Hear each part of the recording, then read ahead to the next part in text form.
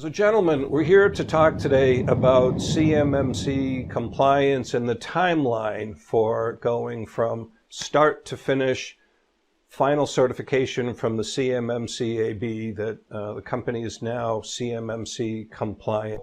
What's the full timeline that people should be expecting? You have to calculate based on size of your organization, the requirement on the contract, whether you are required to have FCI or CUI contractually and within a containerized environment. Okay, that's number one. If you don't have that, then you don't have to worry about it for the moment, right? But it is coming down the pipe, and we'll kind of discuss that a little bit later based on the timeline that has been provided by the CMMC-AB. From a migration strategy into that O365 environment or the AWS environment at an impact level 4, that migration strategy, again, it depends on your size of an organization.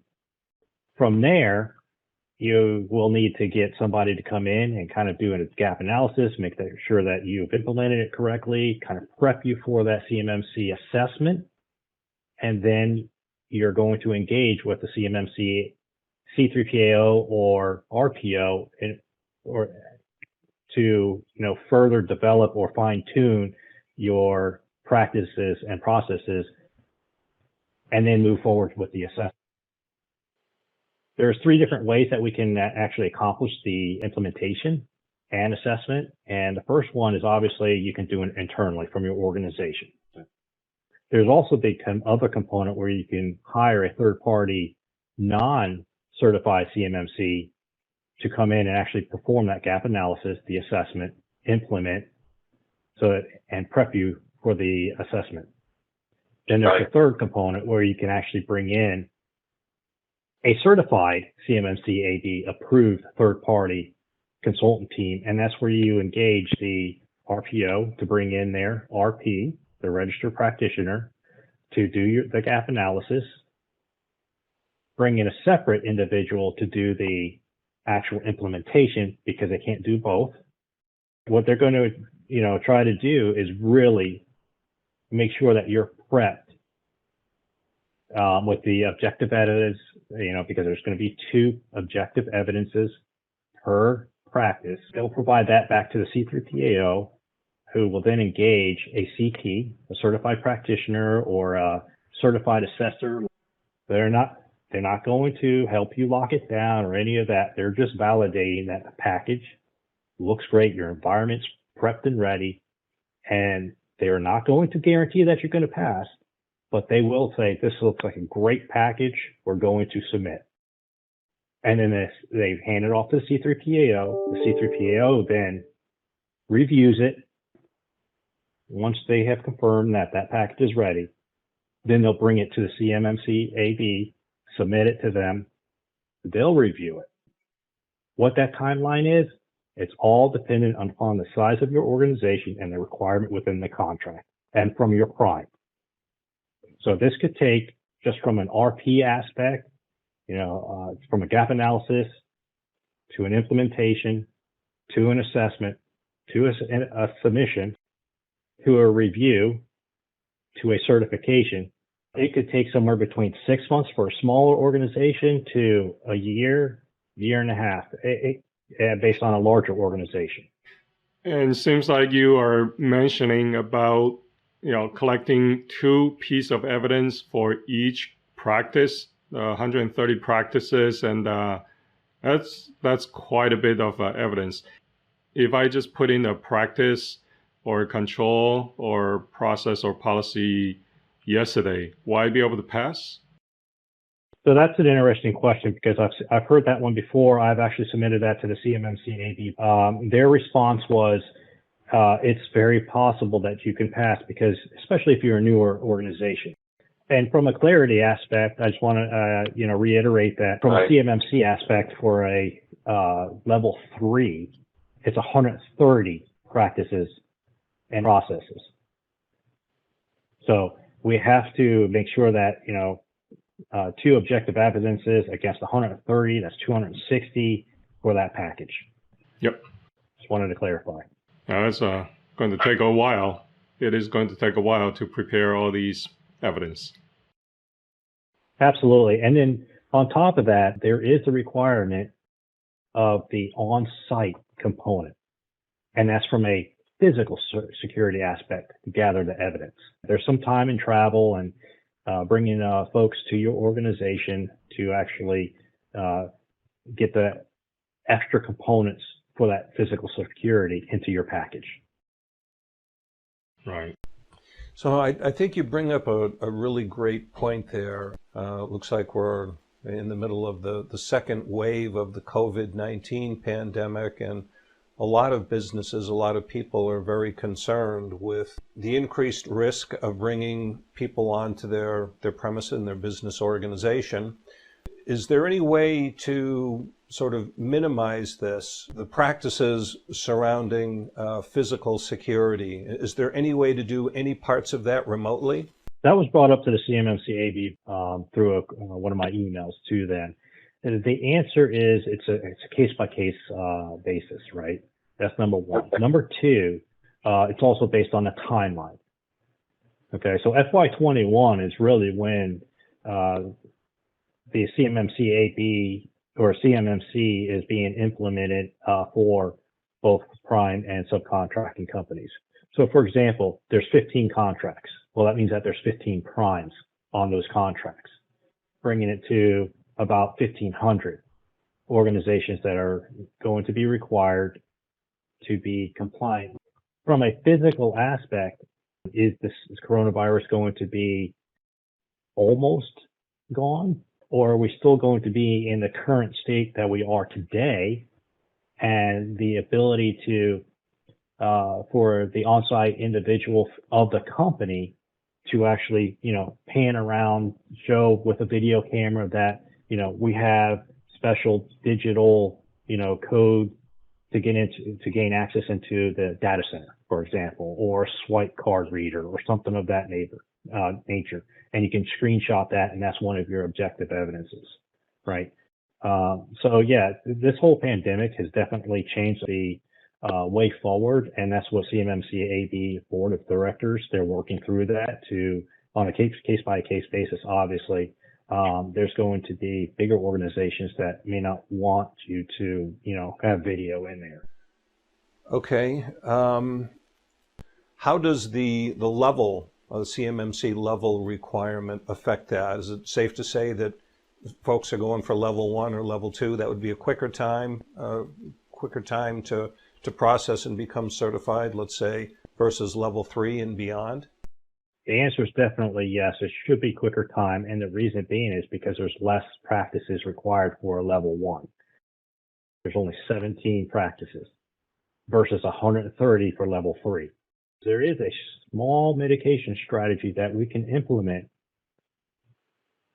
from a subcontracting aspect back to the prime, as long as the prime is okay with it and it is approved within the CMMC-AB. Strategy is that you may be required, based on contract, to be FCI or CUI compliant and have that containerized environment. Okay? The prime is absolutely required to have that containerized environment. Is the subcontractor? It depends on the prime and their strategy. The prime may say, and we've seen the letters before that have been sent out to some subcontractors, that you have to comply. You have to be ready at level 1 or level 3, period. No ifs, ands, or buts. However, the primes can easily take in their environment that they've already containerized, providing a username, password, and VPN access back to your subcontractor, and allow them to traverse into your environment to review any of the contract information or CUI information. Within that environment, it is the responsibility of the prime to lock it down to the point where they cannot take screenshots, they cannot send an email, they cannot print that information back within their environment, the subcontractor's environment. So James, in terms of the CMMC ecosystem, who set it up in terms of the assessment consulting? Is it all by the CMMC-AB? The CMMC-AB is receiving their direction directly from the DoD and has also signed a contract with the Department of Defense in order to perform the CMMC integration, implementation, and the assessments on behalf of the DoD. So DoD is actually holding them responsible for certifying each of the organizations that are out there that require the FCI or CUI within their contract. I was able to personally take the registered practitioner exam along with the provisional assessor's exam. Training in the first quarter into the second quarter, they'll have additional training, and that's for the certified assessors 1 and 3. So I'm looking forward to jumping on that and getting certified in that arena as well. Mm-hmm. Great. So if the C3PAO actually suggested that this OSC or organization seeking certification, they failed the audit, do the OSCs actually have time to actually dispute the decision, or how does it work? Yes, they absolutely do. But I want to reiterate that there are some steps prior to those disputes, and it's also the responsibility of the C3PAO and the RPO to make sure that they're honestly prepped for this and ready to submit that package. If they're not, there's some strategies behind that as well. So if you need a gap analysis or an actual implementation of the environment, then you're going to reach back out to the CMMC-AB and request an RPO who is responsible then for all the RPs, and they'll assign an RP to your organization to actually implement those practices that are required within your organization at the specific level. Okay. Once that is complete, then your C3PAO is engaged to provide some CAs to go into your environment and truly validate what the RPO has assisted your organization in accomplishing. Okay. And again, it comes down to the objective evidences. The requirement is, and responsibility is, to make sure you are truly prepped and ready. If you're not, they're going to advise you and let you know, okay, here's where you failed. So on your behalf, what you do now, here's there could be 130 controls within the CA level 3. If you fail 3 of those, they're going to let you know, hey, these need to be mitigated. Take a look at them.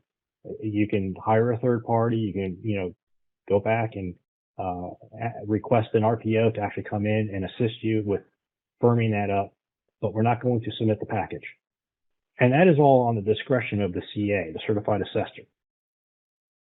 If it's a good certified assessor, he's not going to just submit your package knowing that, hey, there's 3 components that you are not up to snuff on. Okay.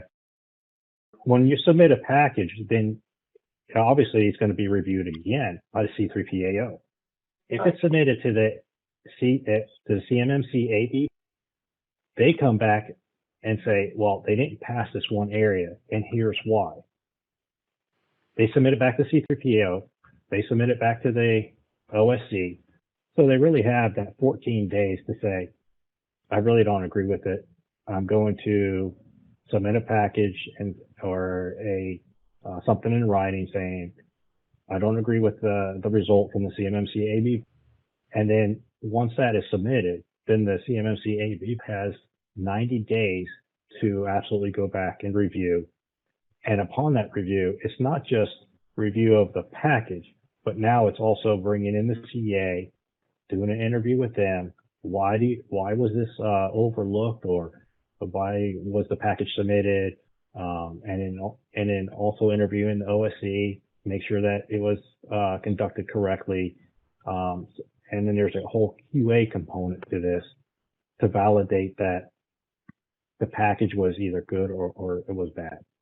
Okay. If the package is bad, well, then that's going to be resubmitted back to the OSC to get it back up to snuff and then resubmit the package, right? To have that availability. But if the company actually fights that and says, well, no, I'm going to resubmit again, I don't agree with this, well, then it goes through that whole process. The problem is that you go through this second dispute option and you don't pass it the second time. Now there's a 3-year waiting limit before you can actually reapply for your certification, CMMC certification. Wow, that's pretty significant. It's huge. Right, and I think just as a point of clarification too, a distinction between NIST 800-171 and CMMC. NIST 800-171 allows for a POA&M, or a corrective period, but with CMMC here, there is no POA&M. It's really pass or fail, and then should you fail and feel that you've been misassessed, if that's the correct word, then that whole dispute process is another 90 days onto the timeline that we've been talking about. Absolutely. That may impact the contract that you're on or going out. Right. So the best thing to do is really, really have the resources ready to work with those CAs that are coming in and doing the assessment. As a provisional assessor, can you actually conduct assessment, CMMC assessment today? Yes, I can. As a provisional assessor, yes, I can. I can conduct those assessments, but it has to go through the CMMC-AB chain of command or chain of custody, because they're responsible in providing the C3PAO, and then the C3PAO will engage those provisional assessors. And has there been any CMMC assessment been conducted today by any C3PAOs? Absolutely not. If you hear that there has been assessments done within any organization, it's not legit and it's not through CMMC-AB. Got it. All right, well, gentlemen, thank you very much for your time and your input today. I think this has been very helpful, so thank you. Okay. Thank you, Paul. Thank you, James. Thank you, Paul. Thank you, Kyle. Really appreciate you having me on this video chat. Thank you. Great to have you.